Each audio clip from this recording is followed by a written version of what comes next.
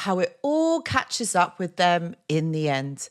They're full of their reality. Narcissists spend a really long time trying to craft their image, trying to manipulate the way that people see them, the way that they come across to others. And like so much energy and effort and attention is spent on this. They live in a bubble where they think that they are smarter, much better, more untouchable, more deserving than anybody else. And they want other people to believe that. So this is where what I'm talking about when they are crafting that reality. This is the facade.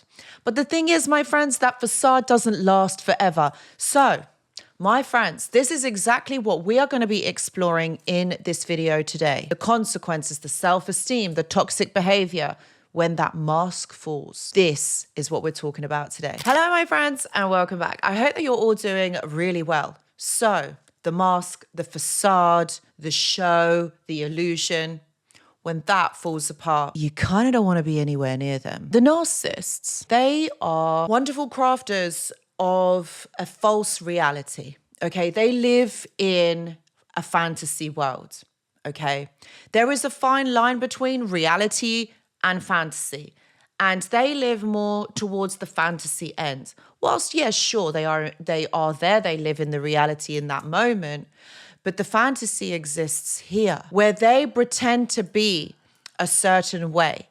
They pretend and manipulate the way that others see them. This, do you know what this says to me? That this is real issues in their mental state, because who is motivated in doing this? Who actually wants to be a false self, a false representation of who they really are? They're not authentic. They're not congruent. You got to think of it like, why does a person want to pretend to be somebody else and also affect the way that other people see you? That in itself says to me that there are discrepancies in that person's mental health. And what you've got to realize is this false persona, you can't keep this going indefinitely. You can't keep this going forever, because there will be cracks in the reality, cracks in the mask, where the mask will slip a little bit. Because when you are your true self, when you show yourself for who you are, that is you, that is your authentic self. That is who you're naturally going to gravitate and want to be. But a narcissist, because they are fake, because they're false, you can only keep that up to some certain time. There is a threshold to where this all happens,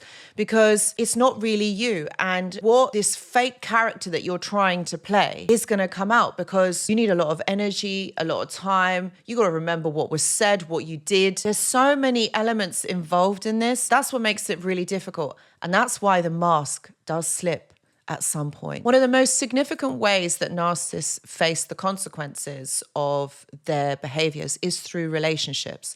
They have issues in being able to relate to others, and they have a very different understanding of how a relationship should be, whether that's friendship or that's in a romantic sense. They have issues with interpersonal relationships because a lot of their behaviors is motivated by a reward, validation of another person. So it's never really what they can give, it's what others can give to them. And this is a real disconnect from themselves, because if you're always looking for someone to give to you and you're not giving anything back, well, then this kind of dynamic is due to end at some point. And so that's why these relationships do tend to end, because there is one person who just cannot stand this anymore. Whilst a narcissist thinks that they can carry on and do that, the other, the victim, it's just too much. And the narcissist has real, intense expectations of another person, really unrealistic ones that this person's going to continue to give, whilst the narcissist gives nothing, because they view people as transactional, because they're so disconnected from themselves. They see another person as a transaction. So it's like, what can you give to me? So they're objectifying an individual, but we are human beings. We're not here to be objectified. That's why narcissists have a pattern of cycling through people. It's like, they get rid of one lot and then they're with another, or maybe they overlap the two. And again, these discrepancies in their behavior causes so much upset and pain for other people. But you see, the thing is, because the narcissist is so disconnected from who they actually are, they don't really see things in that way. So they just carry on doing what they're doing. Do they really know? On some level, yeah. On some level, yeah, they know. They know that their behaviors are wrong. They know that what they are doing does affect another person. But to the depths of it, I don't think they're that connected to themselves or to others. They have no empathy or very little amounts of it. So it's never going to be perceived in that way. People eventually grow tired of a narcissist's manipulation. Because ultimately, how can you? You can't. There's a threshold to all of this. Yes, you can be felt to made awful once, twice, 10 times. But you know what? After the 12th time, it's like enough is enough.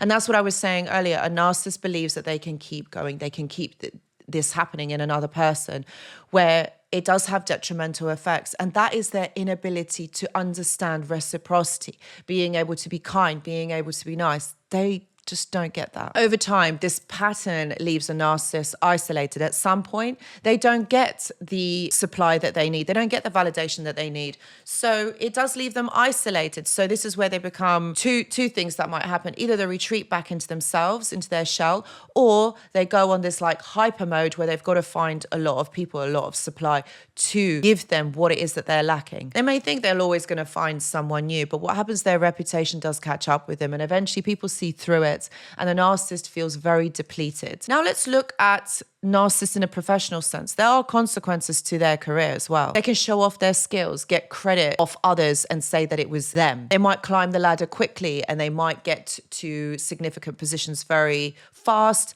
being able to manipulate, being able to control others. They're very good at self-promotion, power, and they're very charming. But the thing is, colleagues will start to also notice that a narcissist isn't all of that, because their fake facade, it only lasts to a certain point. Like I was saying before, whether it's relationships and a career and friendships, it only lasts to a certain point. People do see through it. People then begin to wonder, like, they are a bit strange. Like, why do these people behave in this way? You see, like with all relationships, it's built on trust, on collaboration, on being a team, being reciprocity, okay? The narcissist doesn't do any of that. They just take for themselves.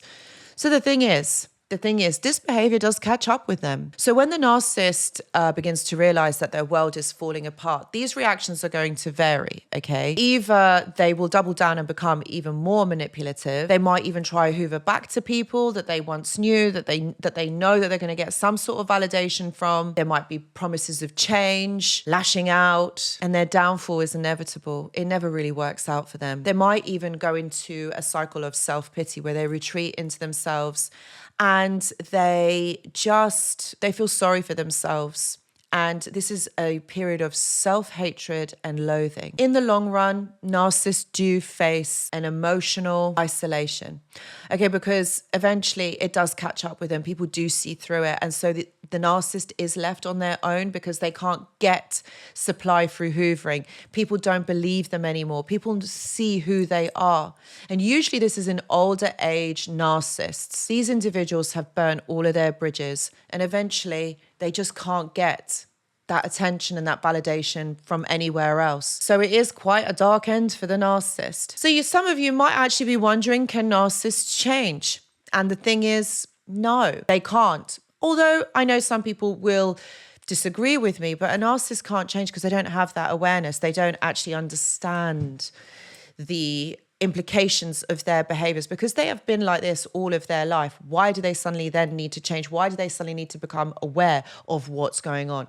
This doesn't happen, and this is the issue with narcissistic behavior. So it might seem that narcissists get away with their toxic behavior, that it lasts quite a long time, and whilst it might aggravate you or irritate you for what they are doing, what you have to remember is that their world does fall apart eventually. You can't keep being fake all of your life and get away with it. So in the end, it does catch up with them. If you find value in this video, please do share it. Please know that I do offer one-to-one consultations. Please see the description box below. Please do join the live streams every Tuesday at 9 p.m. UK time. Thank you so much for watching, and I hope to see you in the next video. Goodbye.